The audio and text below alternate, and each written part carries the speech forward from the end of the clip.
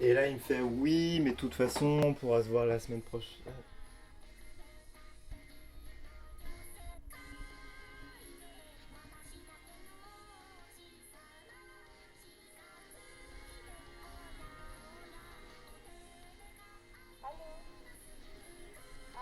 Je te rappelle.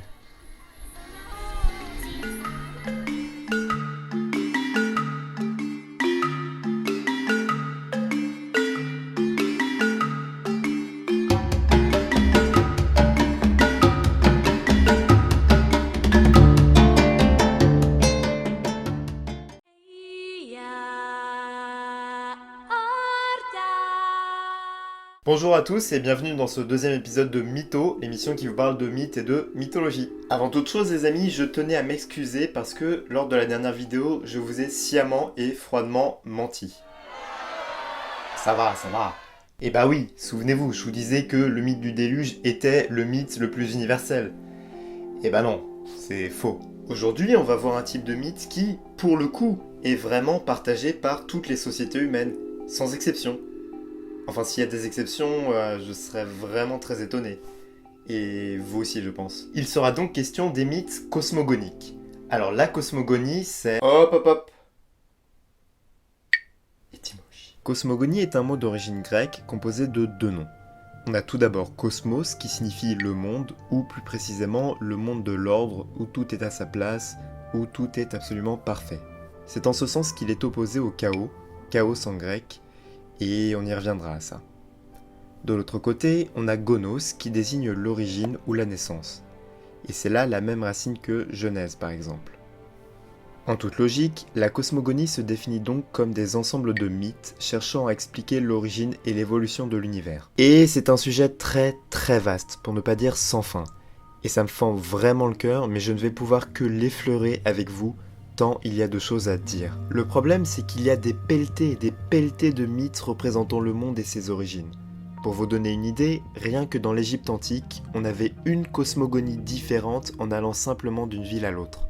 Il y a aussi le fait que ce sont souvent des histoires splendides, mais incroyablement complexes, qui font intervenir beaucoup d'éléments et qui, très souvent, se contredisent. C'est pourquoi j'ai jugé qu'il était plus intéressant de vous montrer une cosmogonie assez originale, tout en soulignant les éléments que l'on retrouve dans d'autres mythologies. Allez, c'est parti, on part juste ici, au centre de l'Australie, à la rencontre des aborigènes Aruntas et de leur monde assez atypique, vous allez voir.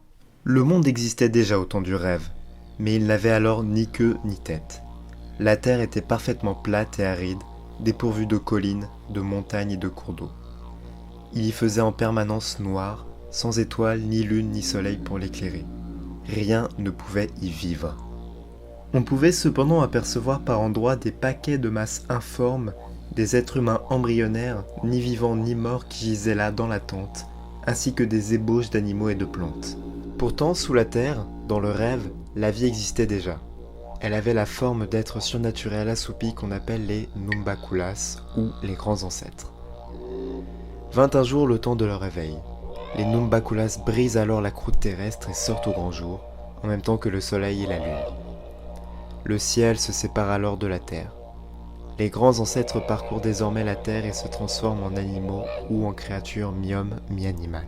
Avec des couteaux de pierre, les grands ancêtres arrivent à dégager les êtres humains de leur masse informe, à leur ouvrir les yeux, la bouche et le nez, pour finalement leur apprendre tout ce qu'ils doivent savoir à propos de la vie. Une fois leur tâche accomplie, les grands ancêtres retournent dormir dans leur monde onirique. Quelques-uns se fondent en pierre ou en arbre que les hommes se doivent de vénérer de génération en génération. Voici une représentation du monde tel que le conçoivent les Aruntas. On voit ici le rêve, domaine des grands ancêtres et source de vie, ici la terre, et là, dans le ciel de l'ouest, la demeure des esprits des morts.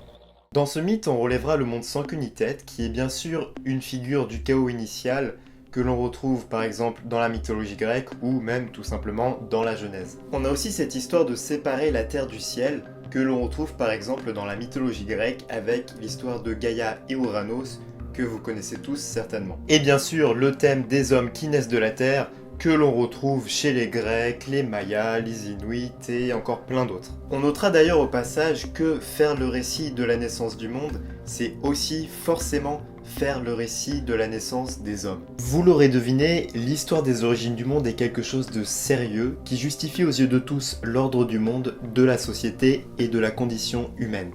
Voilà, c'est le garant de l'ordre. En ce sens, il est intéressant d'observer en quoi la manière dont une société représente le monde et sa naissance en dit long sur sa culture et son mode de pensée. Pour vous convaincre, voici la manière dont les Inuits représentent le monde. Le monde des humains est ici. Il est plat et flotte dans un océan primordial. Océan primordial que l'on retrouve d'ailleurs dans bon nombre d'autres mythologies. Juste au-dessus, on a le pays du jour où les âmes des morts attendent d'être réincarnées. Et ce que vous voyez là, c'est la voûte céleste, dure et froide comme la glace, percée de trous pour laisser passer la lumière des étoiles. Et oui, l'ensemble a clairement la forme d'un igloo. Le mythe est donc ici une donnée pertinente pour comprendre l'état actuel d'une société ou d'une culture. Et ça, penser le monde et ses origines, c'est quelque chose que tout le monde fait depuis la nuit des temps. Encore une fois, si vous avez un contre-exemple, je suis tout oui. Paul Valéry a écrit, je cite, « La cosmogonie est un genre d'une remarquable persistance et d'une étonnante variété, l'un des genres les plus antiques qu'il soit. On dirait que le monde est à peine plus âgé que l'art de faire le monde. » Oui, une incroyable persistance, parce que c'est vrai, après tout, les hommes continuent de se demander d'où ils viennent et d'où vient le monde dans lequel ils vivent.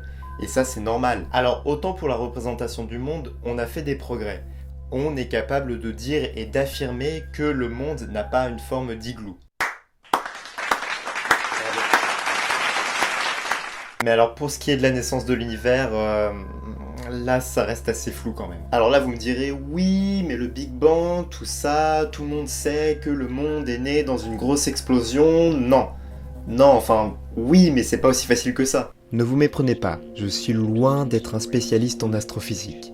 Tout ce que je sais, c'est que le Big Bang n'est à l'état actuel qu'une théorie inachevée qui comprend encore tout un lot d'incohérences et de problèmes encore loin d'être résolus.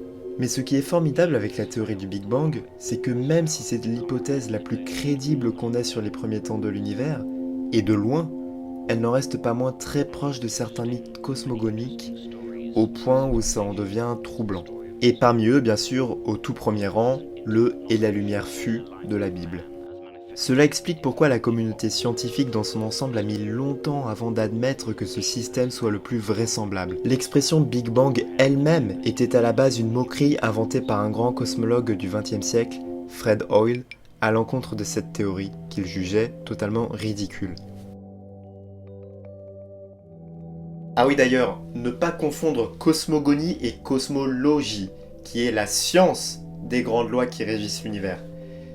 C'est pas tout à fait la même chose. Quoi qu'il en soit, l'origine du monde reste encore aujourd'hui un point sur lequel science et mythe ne connaissent pas vraiment de frontières. Mais l'origine du monde, c'est encore un sujet très délicat. Et là, je ne parle pas que du tableau de Gustave Courbet. Plus sérieusement, il ne vous aura pas échappé que depuis quelques années, il est beaucoup question dans les médias de créationnistes, ces gens qui prônent une lecture littérale et non symbolique de la Bible. Ces personnes croient donc dur comme fer tout ce qui est écrit dans la Genèse et rejettent radicalement les concepts de Big Bang et d'évolution des espèces notamment. Le problème c'est que leur influence et leur voix sont de plus en plus importantes dans nos sociétés et tout particulièrement dans la société américaine. La naissance de l'univers aboutit alors à ce que l'on pourrait voir comme un véritable clivage social qui se manifeste de manière très théâtrale aux États-Unis. Je citerai ici l'exemple du débat télévisé entre le savant Bill Nye et l'évangéliste Ken Ham qui a déchaîné les passions l'année dernière. Le sujet du débat était « Le créationnisme est-il un modèle viable pour décrire les origines ?» Au-delà de ça, la question est d'autant plus sérieuse, notamment quand elle entre dans le domaine de l'éducation. Si en Europe il est largement admis que seules les théories scientifiques doivent être enseignées, il n'en va clairement pas de même aux États-Unis, où les lobbies fondamentalistes font tout ce qu'ils peuvent pour imposer leur programme dans le système éducatif, ce dont on se moque régulièrement dans les séries satiriques américaines comme South Park ou Les Simpsons par exemple.